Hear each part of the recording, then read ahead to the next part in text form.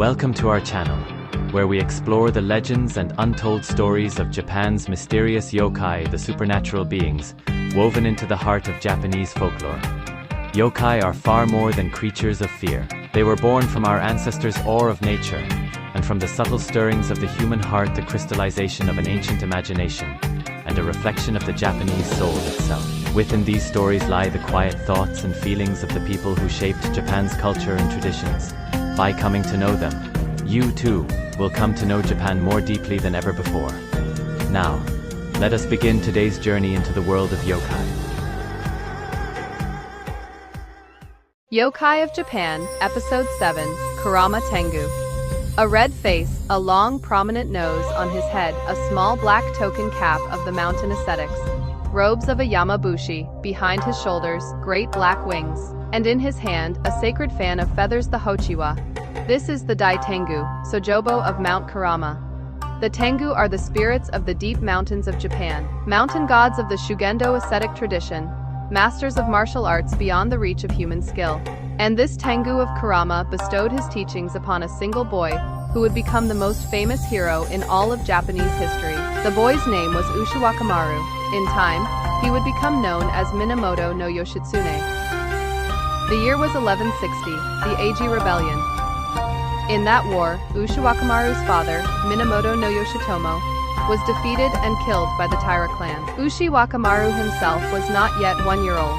His mother, Tokiwa Gazan, surrendered herself to the conquering Lord Taira no Kiyomori in exchange for the lives of her children. In the year 1166, when Ushiwakamaru was 7 years old, he was sent to the sacred mountain of Kurama, north of the imperial capital of Kyoto, to Kurama, Dera, the temple in the mountains, far from his mother, forever. Before the great Nyaman gate, the small boy turned back to look at his mother one last time.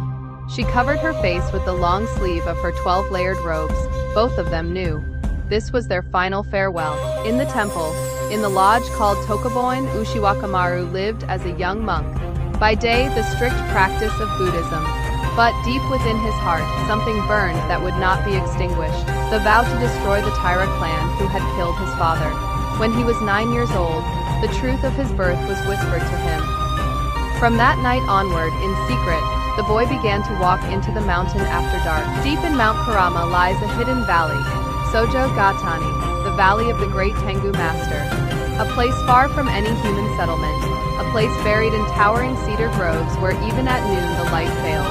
The mountain ascetics called this place Mei-shu, the demon place.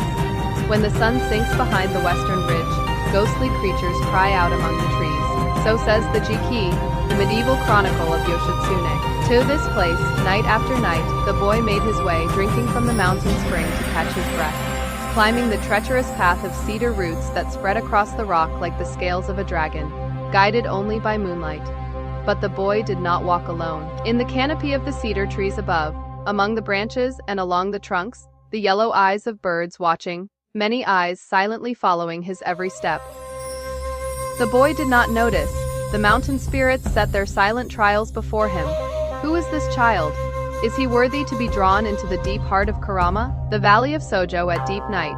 Cherry blossoms drifted slowly through the moonlit air. Waiting for the boy were figures dressed in black ascetic robes with the heads of crows. The Tengu, the crow-headed servants of the mountain ascetics. You have come, Shanao. In the moonlight, beneath the cherry blossoms, the Tengu raised wooden swords and tested the boy in the way of the blade. And in the depths of the clearing, beyond the dancing combat, beneath the full moon there stood another presence. A great figure, arms folded across his chest, watching in silence, motionless.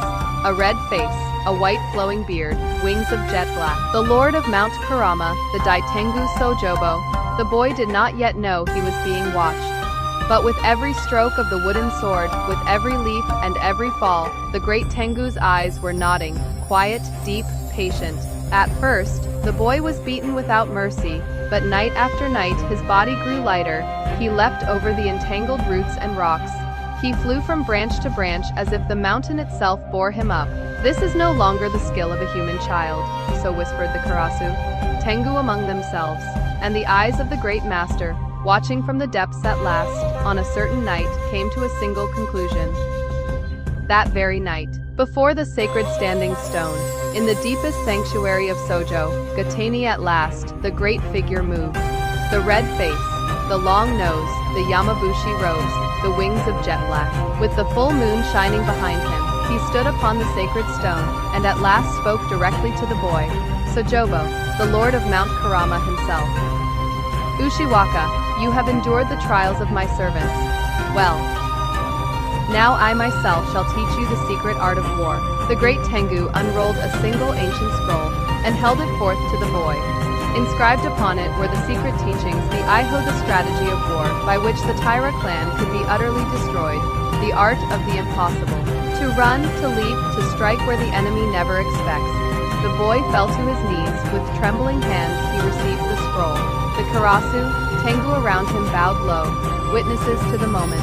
For 7 years, night after night, the boy returned to this valley. He trained.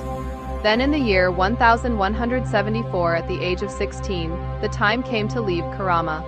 When Yoshitsune left the mountain, his skill was no longer the skill of any mortal man. The year was 1184, the Battle of Ichi, no Tani. The Taira clan held a fortress along the coast. Behind it rose a sheer cliff so steep that only deer could descend it. Hyodorigo, the Hyodori Pass. With only 70 mounted warriors, Yoshitsune charged down the cliff on horseback.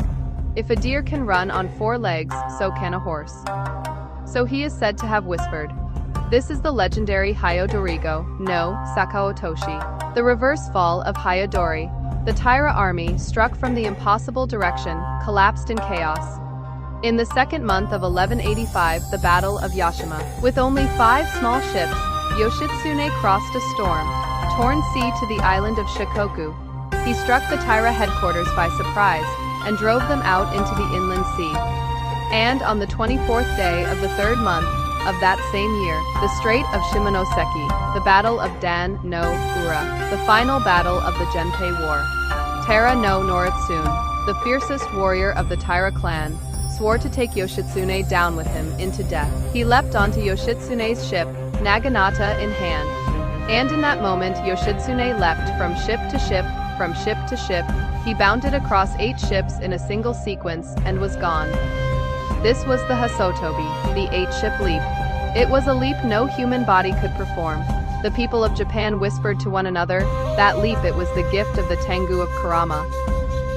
1,000 years have passed. In present-day Kyoto, on the slopes of Mount Kurama, the path of the inner sanctuary still winds through the cedar forest, and along that path, the traces of Yoshitsune still remain. The exposed cedar roots that spread across the rocky path like the scales of a dragon, the Kanone, Mishi, the path of roots where the boy is said to have trained his legs. The valley of Sojo, where the secret art was bestowed, the mountain spring where he caught his breath, the Sekurabe, Ishi, the stone of heights, where on the day he left the mountain, the boy is said to have measured himself one last time, in farewell. And the Yoshitsune-do, the small shrine where, after his tragic death in the far north, his spirit was at last brought home to the mountain that raised him. All of these places are still there to this very day, in the deep night of Mount Kurama, in the depths of the cedar grove beneath the moonlight. Even now, perhaps, the great Tengu, with his red face and his black wings, stands silent upon the sacred stone, waiting for the next young warrior to find his way to the mountain. How did you find today's story? On this channel, we explore the legends and untold stories of Japan's ancient yokai, one by one, just as we did today. We hope you were able to feel the thoughts of those who came before us, hidden within these tales, and the subtle workings of the heart that lie behind Japan's culture and traditions. If you enjoyed today's story, please support us by subscribing, giving this video a like, and using the hype feature. It truly means a lot to us. Until next time, see you on our next journey.